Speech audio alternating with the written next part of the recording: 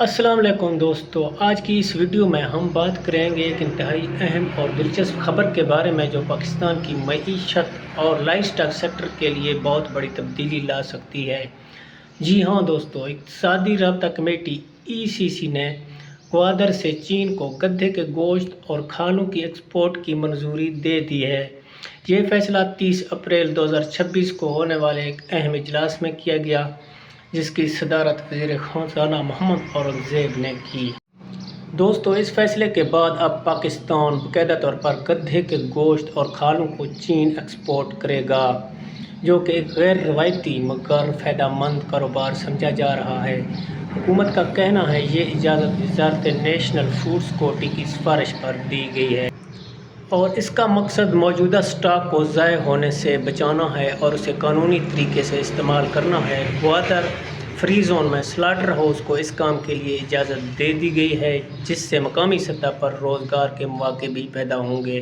دوستو، آپ کو یہ جان کر حیرت ہوگی کہ چین میں گدھے کے گوشت اور کھالوں کی بہت زیادہ مانگ ہے، خاص طور پر گدھے کی کھال سے بننے والی مصنوعات وہاں پر زیادہ استعمال ہوتے ہیں۔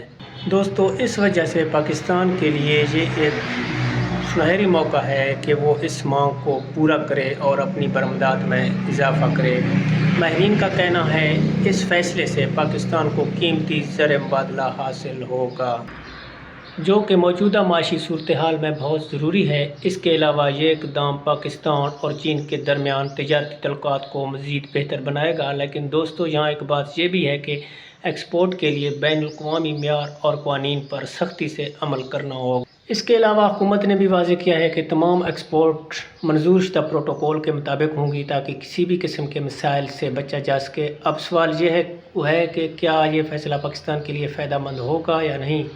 کچھ ماہرین کا کہنا ہے یہ ایک مثبت قدم ہے جو لائف سٹائل سیکٹر کو نئی سمت دے گا، جبکہ کچھ لوگ اس پر تنقید بھی کر رہے ہیں اور کہتے ہیں ہمیں روایتی شعبوں پر زیادہ توجہ دینا چاہیے۔